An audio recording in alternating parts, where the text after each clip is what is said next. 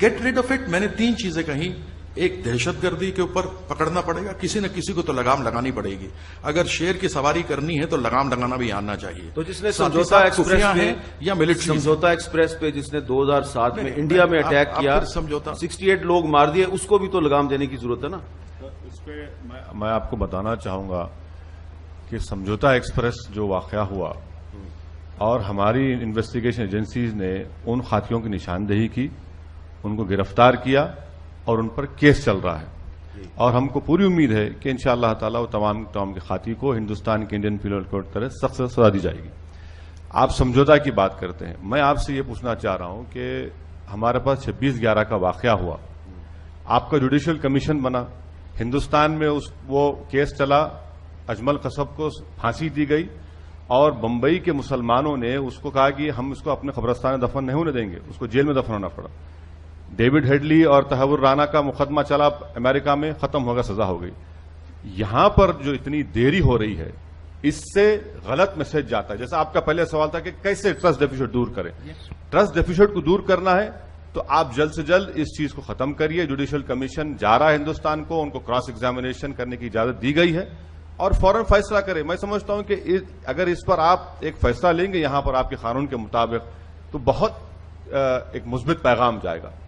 जो नहीं, वो कह रहे हैं कि हाफिज सईद के बयान को इग्नोर कर दो, वो सही कह रहे हैं। वो मतलब ये बयानात जो है ना जी, किस लिए इग्नोर करें? जिहाद हमारा एक दीनी फरीदा है और हम उसे समझते हैं, उसकी कई तशरीहात। अब ये तो खैबर पख्तूनख्वा की हुकूमत में शामिल हैं, तो ये कह रहे हैं कि इग्नोर नहीं करें। उससे मुराद कोई इंडिया पे चढ़ाई नहीं है, यानी जिहाद हमारा एक दीनी फरीदा है। मैं जहां तक ये 2-3 बातें, यानी ये तो बयानात की बात है, मैं मंशूरों की बात कर रहा हूं। बीजेपी के मंशूर में अखंड भारत है और इसी तरह से आरएसएस जो है वो कहते हैं मुसलमान गैर मुल्की हैं। जिन सिंह कहती है कि जी मुसलमानों की तहजीबी क्रियाक्रम करना चाहिए।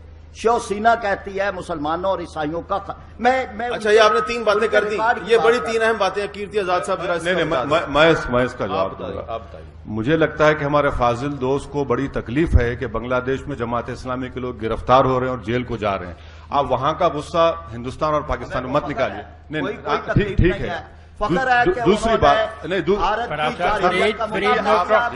No cross talk please, no cross talk please. हमें मुखातिब जवाब देने। सच्चाई जो है कड़वी होती है। मुझे बोलने दीजिए सर, प्लीज मुझे बोलने दीजिए।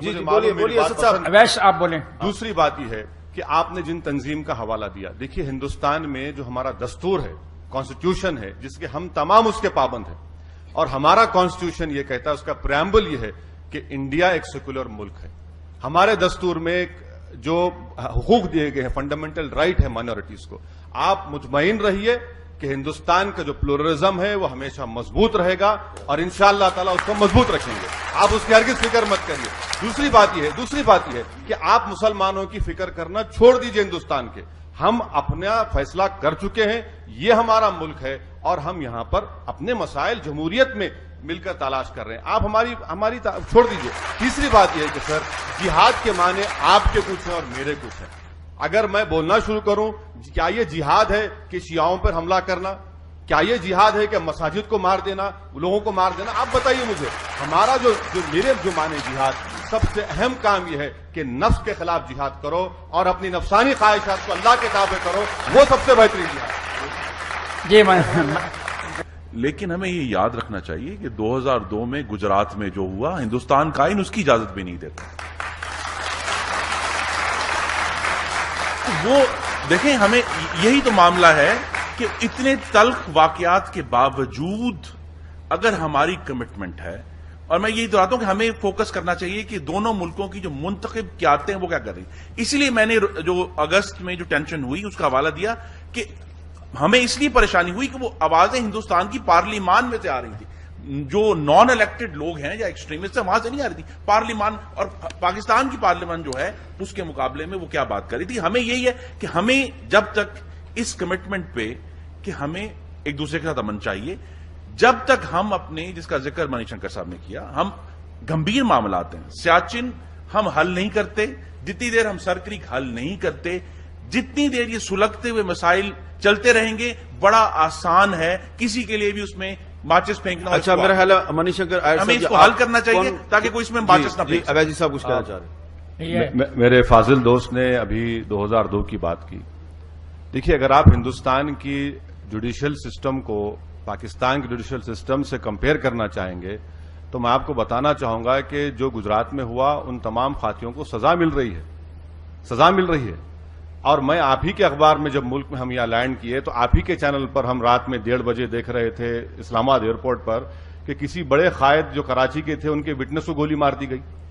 तो जुडिशियल सिस्टम की बात आप देख लीजिए। आप देखिए, हमारी जमहूरियत में अगर कोई गलती करता है तो यकीनन उसको सजा दी जाएगी।